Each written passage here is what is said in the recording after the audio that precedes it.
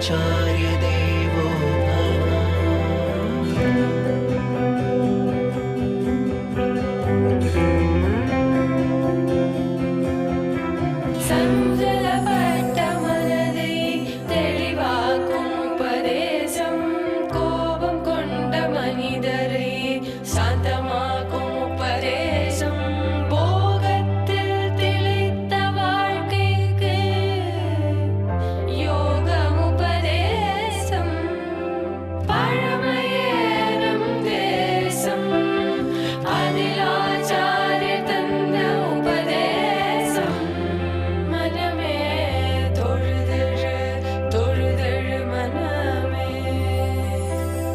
मातृदेवो भव पितृदेवो भव आचार्य देवो भव.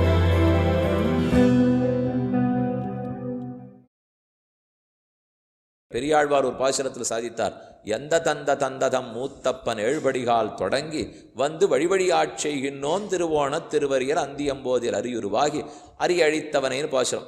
எந்தை தந்தை தந்தை தந்தை 7 தலைமுலகளுக்கு திருமாலே நானுமுனக்கு பழவடியேன், 7 ஆட்காலும் பழிப்பிலோம், 7 தலைமுறைக்கு எங்களுக்கு பழியே கிடையாது, எல்லாம் பக்தர்களாக இருந்திருக்கோங்கிறார் அவர். எவ்வளோ பெருமை! இப்போ நமக்கு அதான் தெரியுமாப்போ, என்னுடைய 7வது தாத்தா பரமபக்தராக இருந்தான் சுவாமி. இருந்திருந்தா நான் ஏன் இப்படி இருக்க போகிறேன்? அவர் பரமபக்தராக இருந்திருந்தால் நான் ஒழுங்காக பிறந்திருக்க மாட்டேன்னா? நான் எப்போ இப்படி இருக்கேனோ இப்போவே அவர் ஒருவேளை பக்தரா இல்லையோன்னு சந்தேகம் வந்துருப்போம். அப்போ 7 தலைமுறைக்கும் எத்தனை தலைமையாக இருந்தாலும் எற்றைக்கும் 7 பிறவிக்கும் ஆண்டாள் பாசுரமும் இல்லையோ. அப்போ தந்தை தந்தை தந்தை தந்தை எல்லாரும் இது தந்தை வர்க்கம். அதே போல் அடுத்த பக்கத்தில் நம்முடைய முன்னோர்கள் இவா எல்லாரும் பித்திருக்கள், மாதா தாயார். அதே மாதிரி இந்த பக்கம் பிதாமகி, எங்கள் தாப்பனாருடைய மனைவி தாயார் என்ன பெத்தவோ, தாத்தாவனுடைய மனைவி பிதாமகி, தாத்தாவனுடைய தந்தைக்கு மனைவி பிரபிதாமகி, அவருடைய தந்தைக்கு மனைவி பிது பிரபிதாமகி. இப்படி மாதா பிதாமகி பிது பிரபிதாமகி பிது பிரபிதாமகி பிரபிதாமகி மேலே மேலே இருக்கிற பாட்டிகள்லாம் இந்த பக்கம், இவர்கள்லாம் பித்திருக்கள், ஆண் பெண் 2 பேரும் பித்திருக்கள். அதே போல் தாயார் பக்கம், தாயாருக்கு தந்தை தாயார், அவருக்கு தந்தை தாயார், அவருக்கு தந்தை தாயார். அப்போ என்ன சொல்லியிருக்கணும்னா இவள் எல்லாரையும் மாத்திருக்கள்னு சொல்லியிருக்கணும். ஆனால் அப்படி சொல்கிறதில்ல சாஸ்திரம். இப்போ பித்திருக்கள்னு இவர்களை சொல்லியிருந்தா மாத்திருக்கள்னு அவளை சொல்லியிருக்கணும் இல்லையோ. மாத்திரு வர்க்கம்னு சொல்லுவா, பித்திரு வர்க்கம்னு சொல்லுவா. ஆனால் சேரப்பிடித்து சொல்லச்சே பித்திருக்கள்னு தான் சொல்லிட்டு இருக்கோம். இப்போ ஏன்னு பார்ப்போம். ஒரு ஸ்லோகம் காளிதாசனது நீங்கள் கேள்விப்பட்டிருப்பீள். வாகர்த்தாவிவ சம்பிருக்தௌ வாகர்த்த பிரதிபத்தையே ஜெகத பிதரௌ வந்தே பார்வதி பரமேஸ்வரவுன்னு ஸ்லோகம். அடிக்கடி இந்த ஸ்லோகம் எல்லாரும் கேள்விப்பட்டிருப்போம். வாகர்த்தாவிவ சம்பிருக்தௌ, வாக்கும் சொல்லும் பொருளும், வாக்கு அர்த்தம் சொல்லும் பொருளும், சொல்லும் பொருளும் எப்படி விட்டு பிரியாது சேர்ந்திருக்குமோ அதே போல பரமசிவனாரும் பார்வதி தேவியும் விட்டு பிரியாமல் இருக்கிறார்கள். அவர்களை வணங்குகிறேன்னு காளிதாசன் சொல்லியிருக்கார். வாகர்த்தாவிவ சம்பிருக்தௌ வாகர்த்த பிரதிபத்தையே ஜெகத பிதரௌ வந்தே பார்வதி பரமேஸ்வரௌ. த்விவச்சனம், த்விவச்சனம்னா சம்ஸ்கிருதத்தில் ஏகவச்சனம் த்விவச்சனம் பகுவச்சனம் 3. ஒருமை இருமை பன்மை. ஒருமை பார்வதியை தனியாக சொன்னாலோ சிவனை தனியாக சொன்னாலோ. இருமை பார்வதி பரமேஸ்வரௌ ராமகிருஷ்ணௌ ராமௌ கிருஷ்ணௌங்கிற மூல்யம். அதை போல பார்வதி பரமேஸ்வரௌ, பார்வதி பரமேஸ்வரர் 2 பேராகிற பிதரௌ. பிதரௌ வந்தேன்னு இருக்கு. என்னன்னு இருக்கிறோம்? மாதா பிதரௌ இருக்க வேண்டாமா? மாதாவையும் பிதாவையும் இருக்கணுமேனால் மாதா பிதான்னு இருந்தாலும் சம்ஸ்கிருத வியாக்கரணத்தின் சட்டத்தின்படி பிதரவுன்னு தான் சப்த பிரயோகம் வரும். அதே போல் இங்கேயும் பார்த்தீங்கன்னா மாத்திருக்கள் பித்திருக்கள்னு சொல்றதில்லை, மொத்தமாக பித்திருக்கள்னு சொல்லிட்டு வரும். அவர்களை மாத்திருக்கள்னு சொல்ல முடியும், ஆனால் பித்திருக்கள்னே சொல்லி கொண்டு வருகிறோம். பித்ரஹா பிதரஹா பித்திருக்கள் சப்த அர்த்தம் என்ன? இப்போ தந்தை பிதா ஒல்லியோ. பித்ருவ்யன் அப்படின்னா சித்தப்பா பெரியப்பா. பித்ருவ்யன்னா தந்தைக்கு கூட பிறந்தவர்கள் ஆரோ அவர்கள் பித்ருவ்யர்கள். இப்போ பித்திருக்கள்ங்கிறது ஆறுனால் தாத்தஸ்து ஜனக பிதா சாஸ்திரமே சொல்கிறது. அமரகோஷத்தில் எழுதியிருக்கார். மனுஸ்மிருதியினுடைய அர்த்தம் சொல்லச்சே தாத்தஸ்து ஜனகா பிதா. தாத்த அப்படின்னு கூப்பிட்றவர் பிதா. அவர் என்ன செய்திருக்கார்? பிறவி கொடுத்தார். ஜனகா அப்படின்னா பெற்று கொடுத்தவர்னு அர்த்தம். அவர் தான் நமக்கு பிறவி கொடுத்தார். தாத்தஸ்து ஜனக பிதா. பிதானா ஜனகர், உண்டாக்கினவர். ஜனனம் பிறத்தல் உண்டாகுதல். ஜனகன் பிதா உண்டாக்கியவர். அப்போ பிதா அவர் தான் நம்ம உண்டாக்கியவர். பித்ருன்னு சப்தத்தை சொல்லச்சே அது பிராதிபதிகமாக இருக்கு. அப்படின்னா பெயர் சொல்லின் மூலச்சொல்லுன்னு சொல்லுவா. உண்டாக்கினவர்கள்னு பொருள். உண்டாக்கினவர் பிதா ஜனகன், உண்டாக்கினவர்கள் மற்ற அத்தனை பேரையும் சேர்த்து சொல்ல போகிறது. அப்போ மாதாக்கள் பிதாக்கள் இவர்கள் அத்தனை பேரையும் சேர்த்து பித்ருக்கள் ஆரெல்லாம் நம்மளை உண்டாக்கினவர்களோ அவர்கள் அத்தனை பேரையும் சேர்த்து சொல்லி கொண்டு இருக்கிறோம். அதனால் ஜனகன்னு சொல்லி பிதான்னு அர்த்தம் பண்ணி அந்த பிதாக்கள் அத்தனை பேரும் சேர்ந்து நமக்கு பித்ருக்கள்ங்கிற பேரோடு இருக்கிறார்கள் என்று நினைவில் கொள்க. மாதா பிதரவ் அப்படிங்கிறத பித்ருக்கள்னு சொல்லிட்டோம். அப்போ பித்ருக்கள்னா உண்டாக்கினவர்கள் என்ன அர்த்தம் வருது? மேலே பாருங்க, உண்டாக்கியிருக்கா அவர்களை பிதாக்கள்னு சொல்லலாம் இல்லையோ? பித்ருக்கள்னு சொன்னதே பிதா உண்டாக்குறவர். அப்போ பிதாக்கள் பிதாக்கள்னு சொல்லலத்துக்கும் பித்ருக்கள்னு சொல்றதுக்கும் வித்தியாசம் இருக்குது. பிதா சீதைக்கு பிதா ஜனகன், ராமனுக்கு பிதா தசரதன், கண்ணனுக்கு பிதா வசுதேவர், அடியனுக்கு பிதா ஒரு சுவாமி. இப்போ பிதாக்கள்னு சொன்னால் என்ன ஆகும்? ராமனுடைய தந்தையும் சீதையினுடைய தந்தையும் கண்ணனுடைய தந்தையும் அடியனுடைய தந்தையும் இவா 4 பேரையும் சேர்த்து ஒரு இடத்துல உட்காத்தி வச்சா பிதாக்கள்னு சொல்லலாம். ஆனால் அப்போ அவனவனுக்கு தந்தைன்னு தான் அது குறிக்குமே தவிர மொத்த பேர் சேர்ந்து ஒரு வர்க்கமாக கூட்டமாக முடியாது. ஏன்னா பிதா இன்னாருக்கு பிதா, பிதாக்கள் இன்னாருடைய பிதாவும் இன்னாருடைய பிதாவும் இன்னாருடைய பிதாவும் சேர்ந்தால் பிதாக்கள். ஆனால் இப்போ நாம் அப்படிப்பட்ட பிதாக்களை பார்க்கல, இப்போ பித்ருக்களை பார்த்துட்டு இருக்கோம். பித்ருக்கள்னு சொல்லிட்டா உண்டாக்கின அத்தனை பேர் சேர்ந்த கூட்டம். தனித்தனியாக ஒருத்தனை உண்டாக்கினவனை பற்றி இப்போ பேச்சே இல்லை. இப்போ மொத்த பேருக்கு சேர்த்து பித்ருக்கள்னா பித்ருலோகத்திலே பித்ரு தேவர்கள்னு பல லட்சம் பேர் இருக்கா. அவர்கள் எப்பவுமே அந்த லோகத்திலே இருக்கிறவா, எங்கும் போக மாட்டார்கள். அதே பித்ருலோகத்துக்கு என் தந்தை போய் சேர்ந்திருக்காள்னு வச்சுங்க, அவர் பித்ருக்களாக இருப்பார், பித்ரு தேவர்களாக இருக்க மாட்டார். இங்கே தான் நீங்கள் நல்லா மனசில் வாங்கிக்கணும். பித்ருலோகம் இருக்குது, அந்த லோகத்தில் பித்ரு தேவர்கள்னு ஒரு கோட்டி இருக்கா. அவர்கள் அங்கேயே இருக்கிறவா. அவர்களாரு என் தாயோ என் தகப்பனாரோ என் தாத்தாவோ இங்கேருந்து அங்கே போய் சேர்ந்தவா இல்லை, அங்கேயே இருக்கா. இப்போ அங்கே இருக்காங்கிறதுக்காக என் தாத்தா அங்கே போய் சேர்ந்தா பித்ருக்கள் கோட்டிக்கு போகலாமே தவிர பித்ரு தேவ கோட்டிக்கு போக முடியாது. பித்ரு தேவர்கள்னா அங்கேயே இருக்கக்கூடிய உயர்ந்தவர்கள். அதனால தான் பிதாக்கள்னு சொல்லாமல் கூட்டமாக பித்ருக்கள் என்று சொல்லி வருகிறோம். அப்போ பித்ரு சப்தம் என்னன்னு பார்ப்போம். இந்த பித்ருக்கள் எந்த இடத்துல இருக்கா? உடனே பித்ருலோகத்தில் இருக்கான்னு சொல்ல தோணுமோ இல்லையோ? அப்படி சொல்லக்கூடாது. பித்ருலோகத்தில் எப்பவும் இருக்காங்கிறது பித்ரு தேவர்கள் தான், மற்ற பேர் எப்பவும் இருக்கணுங்கிற தேவையில்லை. இப்போ என்னுடைய தந்தையார் பித்ருலோகத்துக்கு போக வேண்டிய புண்ணியத்தை பண்ணியிருந்தால் பித்ருலோகத்துக்கு போவார். சொர்க்கம் போக வேண்டிய புண்ணியம் பண்ணியிருந்தா சொர்க்கலோகத்துக்கு போவார். நரகம் போவதுக்கு வேண்டிய பாபம் பண்ணியிருந்தா நரகலோகத்துக்கு போவார். ஆதித்ய லோகத்துக்கு போக வேண்டிய புண்ணியம் பண்ணியிருந்தா ஆதித்ய லோகத்துக்கு போவார். சுமாரா பாவ புண்ணியம் பண்ணியிருந்தா இந்த லோகத்திலேயே வேற பிறவி எடுத்திருப்பார். இதெல்லாமே சாத்தியம். இப்போ கொஞ்சம் பாபமும் புண்ணியமும் சமமாக பண்ணியிருக்கார், கொஞ்சமாக பண்ணியிருக்காருன்னா பரவாயில்ல, பக்கத்து ஊரில் கூட பிறந்து விடலாம். அதுக்கு நீங்கள் பக்கத்து ஊரான்னு கேட்காதீங்க, எனக்கு தெரியாது. இப்போ ஏதோ இந்த லோகத்தில் பிற பார்க்கறதுக்காக சொல்ல வந்தேன். இதுக்கு மேலே ஓஹோன்னு புண்ணியம் பண்ணியிருந்தா சொர்க்கலோகம், பித்ருலோக புண்ணியம் பண்ணியிருந்தா பித்ருலோகம் போய் அடைந்து பித்ருக்களாக இருப்பார். அந்த புண்ணியம் முடிஞ்சு போயிட்ட உடனே மனுஷலோகத்துக்கு திரும்பி வந்துடுவார். ஆனால் பித்ரு தேவர்கள் இருக்காளே, அவள் புண்ணியம் முடிஞ்சுட்டு மனுஷலோகத்துக்கு திரும்பி வரவா இல்லை, அவள் பித்ருலோகத்திலே இருக்கிறவர்கள். நாளை பித்ரு தேவர்கள் வேறு. நம்ம தாத்தாவோ பாட்டியோ பித்ரு தேவர்களாக ஆக முடியாது. இவர்கள் பித்ருக்களாகத்தான் ஆவதற்கு முடியும். நான் இங்கேருந்து பிண்ட பிரதானம் கொடுக்குறேன், தண்ணீர் கொடுக்குறேன், எள்ளு கொடுக்குறேன்னால் அது பித்ருலோகத்துக்கு போய் சேர்றது. பித்ருக்களும் அனுபவிப்பா, பித்ரு தேவர்களும் ஏற்றுக்கொள்ளுவார்கள். அப்போ மரணம் அடைந்திருக்கிற நம்ம தாத்தாவோ பாட்டியோ யாரோ புண்ணியசாலிகளானால் சொர்க்கத்துக்கு போகலாம், யக்ஷலோகத்துக்கு போகலாம், கந்தர்வலோகத்துக்கு போகலாம். இதெல்லாம் புண்ணியலோகம். எந்தெந்த புண்ணியம் எப்படி பண்ணியிருக்கோமோ இந்தந்த லோகத்துக்கு போவோம். அப்போ அந்தந்த லோகத்தில் போய் பிறப்பெடுத்து சுகத்தை நன்னா அனுபவிப்பா. அங்கேயே இருந்துட முடியாது. அந்த பண்ண புண்ணியம் தீர்ந்து படுத்துனா திரும்ப மனுஷலோகத்துக்கு வருவோம். வந்தால் இங்கே இன்னும் புண்ணிய பாபம் இருக்கா? நிறைய இருக்குது. நம்ம பாப புண்ணியத்தை 2ஆக பிரிக்கிறா. சஞ்சித கர்மங்கள்னு பேர். மொத்தமாக சேர்த்து வைக்கப்பட்ட கர்மம். அதுலேருந்து கொஞ்சம் கொஞ்சமாக எடுத்து அனுபவிக்க ஆரம்பிப்போம். நான் அனுபவிக்க ஆரம்பித்த கர்மங்களுக்கு பிராரப்த கர்மங்கள்னு பேர். அதெல்லாம் சஞ்சித கர்மம், இதெல்லாம் பிராரப்த கர்மம். ஒரு பிராரப்த கர்மத்தின் வசத்தினால பித்ருலோகத்துக்கு போயிருப்பேன். ஒரு பிராரப்த புண்ணிய கர்மம் இருந்ததுன்னா சொர்க்கலோகத்துக்கு போயிருப்பேன். ஒரு பிராரப்த பெரிய பாப்பம் இருந்ததுன்னா நரகலோகத்துக்கு போயிருப்பேன். அந்த பாப்பமோ புண்ணியமோ முடிஞ்சு போயிடுச்சுன்னா திரும்ப மனுஷலோகத்துக்கு வந்துடுவேன். வந்தால் இங்கே பாக்கி இருக்கானா? அதான் இருக்கே. கை இத்தனை நாள் எங்கே தானே வச்சுருக்கேன், நகர்த்தவே இல்லையோ. அப்போ இது முழுக்க இருக்குதுன்னு அர்த்தம். இப்போ இங்கேருந்து ஏதோ கொஞ்சம் எடுத்தத்தை தான் இப்போ அனுபவிச்சுட்டே திரும்பி வந்திருக்கோம். மறுபடியும் சஞ்சித கர்மத்திலேருந்து இன்னும் கொஞ்சம் பிராரப்தம். அது மட்டும் இல்லை, பிராரப்த கர்மத்தை அனுபவித்து முடிக்கவே பல ஜென்மங்களாலாம். ஒரு பிராரப்த கர்மம் ஒரு ஜென்மத்தில் முடிஞ்சு போடணுங்கிற தேவையில்லை. இப்போ ஒரு பிராரப்தமே 4 ஜென்மமாகலாம், 40 ஜென்மமாகலாம்.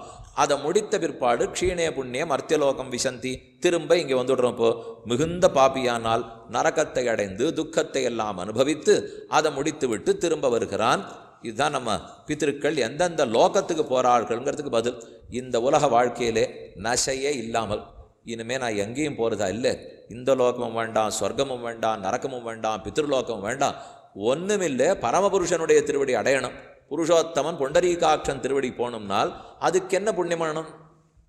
அதுக்கு பாபத்தையும் புண்ணியத்தையும் ஒரு சேர தொலைக்க வேண்டும். ரெண்டும் தொலைஞ்சாதான் வைகுந்தத்துக்கு போக முடியும். மற்ற லோகத்துக்கு போகிறதுக்கெல்லாம் புண்ணியம் வேணும், பாபம் வேணும். வைகுந்தத்துக்கு போகிறதுக்கு ரெண்டுமே விரோதி. புண்ணியத்தை போய் விரோதின்னு சொல்லுவீரா சுவாமி? அது பண்ணணும்னு கண்ணன் சொல்லிட்டு இருக்காரு. என்னால் இந்த வைகுந்தத்துக்கு போகணும்னு சொன்ன நிமிஷத்துலேருந்து பல பேர் பண்ணிண்ட புண்ணியத்தை நிறுத்திட்டான். நீர் தானே சுவாமி வேண்டாம் நீர், பாபமும் விரோதி புண்ணியமும் விரோதி நீர். என்னால் அப்படி இல்லை, கண்ணன் புண்ணியம் பண்ணுங்கிறாரே. புண்ணிய காரியத்தை பண்ணாதான் ஜகத்து நன்னா இருக்கும். லோகம் நன்னா இருக்கணும்னா நான் குளம் வெட்டினா தானே, கோவில் கட்டினா தானே, 4 ஏழைகளுக்கு பண உதவி பண்ணாத்தானே, அகிம்சையை கடைப்பிடிச்சா தானே. அதனால் புண்ணியங்கிறத விட்டுட முடியாது. புண்ணியத்தை செய்யணும், பாபத்தை செய்யவே கூடாது. ரெண்டுத்துக்கும் கண்ணன் என்ன சொல்கிறார்? பாபத்தை தவிர்த்துடு, ஏன்னா எனக்கு பிடிக்காது. பாபமும் மோட்சத்துக்கு விரோதி. அது இரும்பு விலங்காட்டம், புண்ணியம் தங்க விலங்காட்டம்.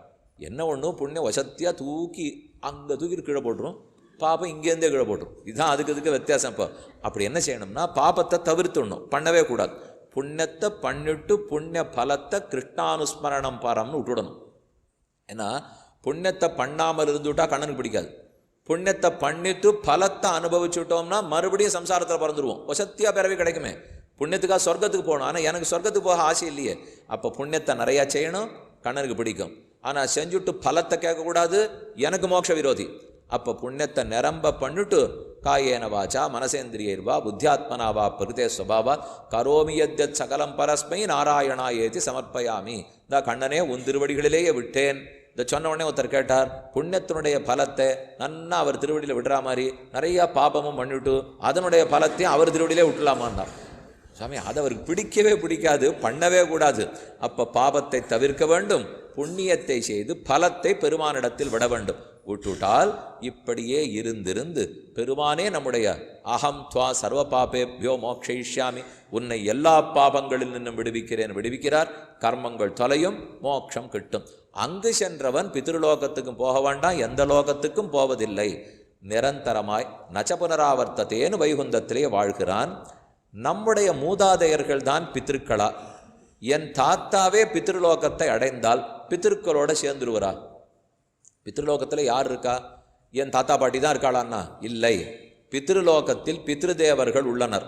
அப்போ என் தாத்தா பாட்டி போகலாம், அந்த புண்ணியம் முடிஞ்ச உடனே வந்துடணும். இவெல்லாம் வந்துட்டு போகிறவா, ஆனால் அவர்கள் அங்கேயே இருக்கிறவா. அப்போ என் தாத்தா பாட்டி மட்டும்தான் பித்திருக்கள் நினச்சக்கூடாது. பித்ரு தேவர்கள் நிறையா பேர் பித்ருலோகத்தில் இருக்கா. நம்ம தாத்தாவோ பாட்டியோ அதற்குரிய புண்ணியத்தை பண்ணியிருந்தாலும் அங்கே போய் சேருவா.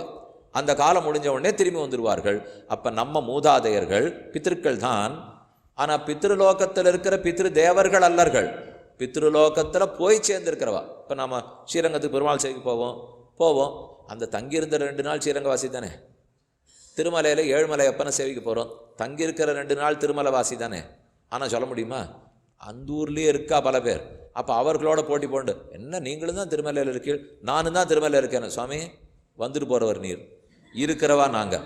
ஏதோ வந்தமா போனமான்னு இருக்கணும், வந்துட்டு சேவிச்சுட்டு கிளம்பணும். இங்கேயே என்ன சொந்தம் கொண்டாடுறீங்கன்னு இல்லையோ, அதை போல பித்ரு தேவர்கள் அங்கேயே இருக்கிறவா. நம்முடைய மூதாதையர்கள் பித்ருலோகத்துக்கு செல்லும் புண்ணியம் பண்ணி இருந்தால் அங்கே செல்வார்கள், போகத்தை அனுபவிப்பார்கள். முடிந்த பிற்பாடு திரும்ப வந்துடுவார்கள். இப்போ தசரதன் சொர்க்கத்துக்கு போனான் ராமாயணம் சொல்கிறது. ஆனால் அவன் சொர்க்கத்தில் இருக்கிற இந்திரன் ஆயிட முடியாது. தசரதன் சொர்க்கத்துக்கு போனார், பீஷ்மாச்சாரியர் சொர்க்கத்துக்கு போனார்னா சொர்க்கத்துக்கு போனார். அவர் இந்திரன் ஆயிட்டார்னு சொன்னாரன்னா, அவர் வருணனாகவும் ஆகலை, குபேரனாகவும் ஆகலை. தசரதனோ மற்ற பேரோ சென்றனர், அனுபவித்தனர், வந்தனர். அப்போ அனுபவிச்சுட்டு வராத இருக்கணும்னா வைகுந்தத்துக்கு தான் போகணும். எப்போது நித்தியானுபவம் வேணும்னா அங்கு தான் செல்ல வேண்டும். அப்போ பித்ரு தேவதையாக இல்லாவிடிலும் இவர்கள் பித்திருக்களாக இருப்பார்கள். எந்தெந்த வர்ணத்தவர் பித்ருலோகத்தை அடையலாம்னால் எந்த வர்ணத்தவரும் அடையலாம். இதில் இன்னார் இணையாருங்கிற வித்தியாசம் இல்லை. மோட்சம் போகிறதுக்கும் ஆருக்கும் போகலாம், பித்ருலோகத்துக்கு போகிறதுக்கு பண்ணலாம். ஆனால் அந்தந்த வர்ணத்துக்கு விதிக்கப்பட்ட ஆராதனை முறையை கடைப்பிடிக்க வேண்டும். எந்தெந்த வர்ணத்துக்கு எப்போ பூஜை சொல்லப்பட்டிருக்கோ அதன்படி போகணும். மகாலய பட்சத்தில் காருணிக பித்திருக்கள்னு சொல்கிறோம். என்னால் பித்ருகோட்டியிலே ஒருத்தர் தான், அவர்களுக்கு அதீத கருணையான். அதனால் அவர்கள் மகாலய காலத்தில் வரா. பிரதமை அன்னைக்கு தர்ப்பணம் பண்ணால் என்ன கிடைக்கும்னு இருக்குது. வரிசா ஒரு ஸ்லோகம் சொல்கிறது. இப்போ மகாலய பட்சத்தில் பிரதமை புரட்டாசி மாதத்தில் வந்துருத்தோ இல்லை. இப்போ அதில் பண்ணால் பிரதம பண்ணால் இந்த பலன், தித்தீய பண்ணால் இந்த பலன், திருத்தீயில் பண்ணால் இந்த பலன். இப்போ பல பேர் மகாலய பட்ச தர்ப்பணம் பண்ணுறதில்லை. அப்படியே பண்ணியிருந்தாலும் இப்போ என்ன நடைமுறையில் இருக்குன்னால், எங்கள் தகப்பனார் மரித்திருக்கிற எந்த திதியோ அந்த பட்சத்தில் அந்த திதியில் மகாலய தர்ப்பணம் பண்ணிடுறேன். அந்த அளவில் தான் இப்படி இருக்கு. இப்போ அதுவும் அந்த தர்ப்பணத்துக்கு ஆரியம் பிராமணாவை கூப்பிடுறது இல்லை. இப்போல்லாம் அவரவர்கள் பண்ணிவிடுறா. ஆனால் மகாலய ஸ்ராத்தம்ங்கிறது ஸ்ராத்தம்னு சொல்லுவா. வெறும் மகாலய தர்ப்பணம் இல்லை, மகாலய ஸ்ராத்தம். அந்த ஸ்ராத்தத்துக்கு ஸ்ராத்தத்தின் போது எப்படி சமையல் பண்ணுவோமோ தழுகையோ அதே போல பண்ணி ஒரு பிராமணரையாவது அழைத்து அவருக்கு அவருடைய திருவடி அலம்பி அவருக்கு போடணும்னு வழக்கம் வச்சுருக்காப்போ. அப்போ காருணிக பித்திருக்களுக்கு தான் தர்ப்பணம் கொடுக்குறோம். எப்போதும் அமாவாசை தர்ப்பணம் பண்ணச்சே மேல் கூர்ச்சம் பித்ருவர்க்கம், கீழ் கூர்ச்சம் தர்ப்பத்தை வச்சுருந்தா மாத்திருவர்க்கம். அது 3 இடத்துல விட போகிறோம். இங்கே எள்ளு, இங்கே எள்ளு, இங்கே எள்ளு. அப்பாவுக்கு, தாத்தாவுக்கு, தாத்தாவுடைய அப்பாவுக்கு. அதே போல் இந்த பக்கத்தில் அது அப்பா வர்க்கம்.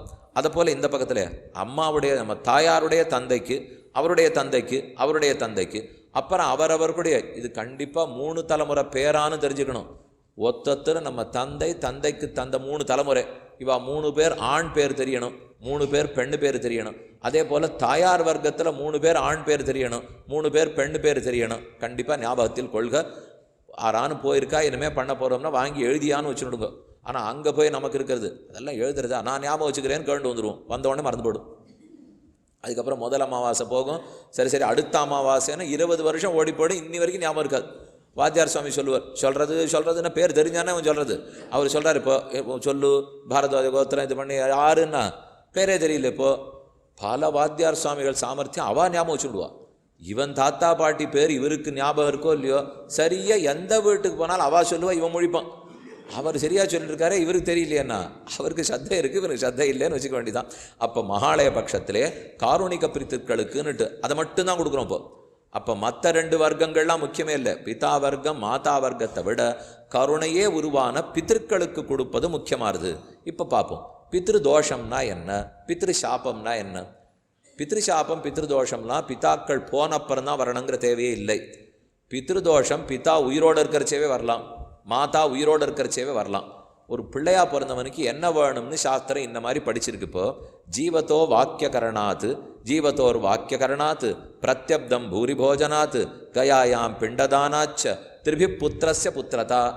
இந்த 3 பண்ணாதான் பிள்ளைங்கிறது. ஒரு பிள்ளைன்னு அப்போ புத்திரன்ற பேர் வாங்கணும்னா இந்த 3 கண்டிப்பாக கடைப்பிடிக்கணும். எந்த 3?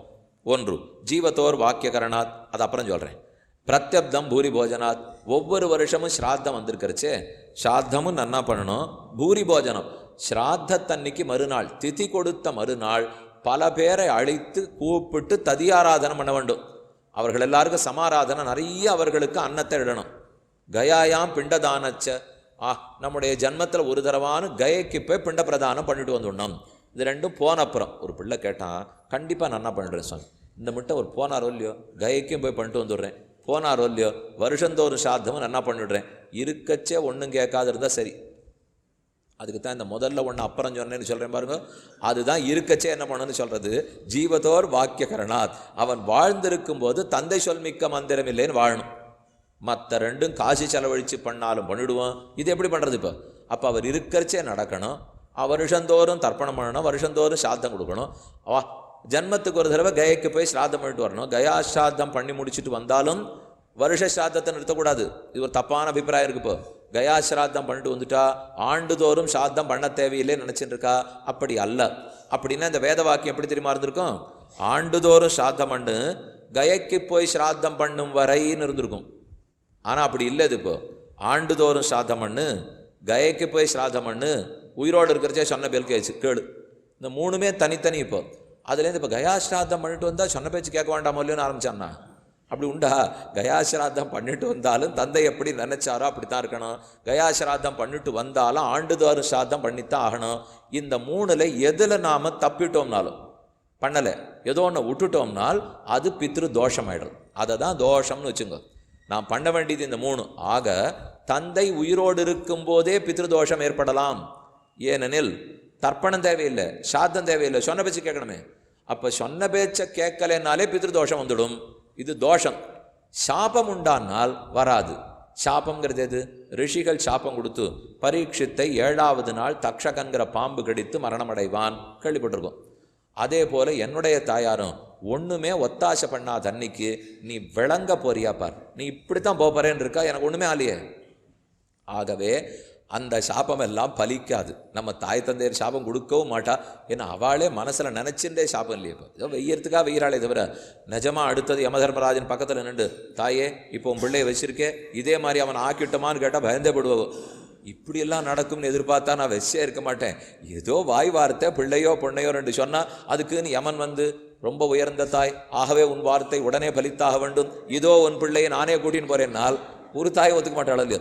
அதனால் பித்ரு சாபங்கிறது இல்லை, இருக்கும்போதே சாபம் பலிப்பதில்லைன்னு பார்த்துட்டோம்.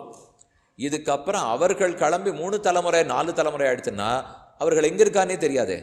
அடுத்தது நாம் போன தலைமுறையில் என்னவா இருந்தோன்னு இப்போ தெரியுமோ?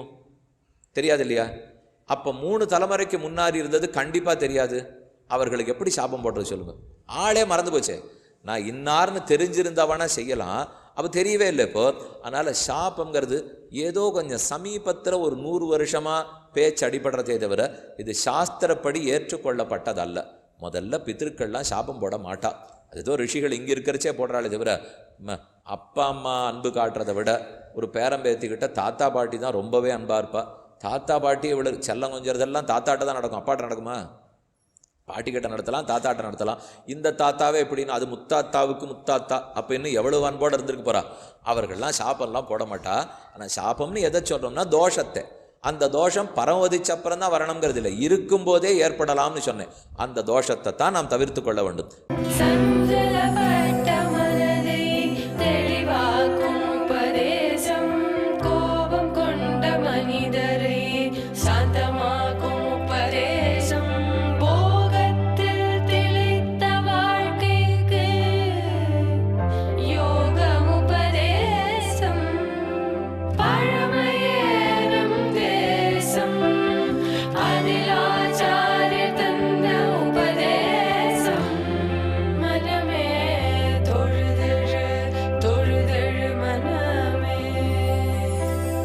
मातृदेवो भव पितृदेवो भव आचार्यदेवो भव।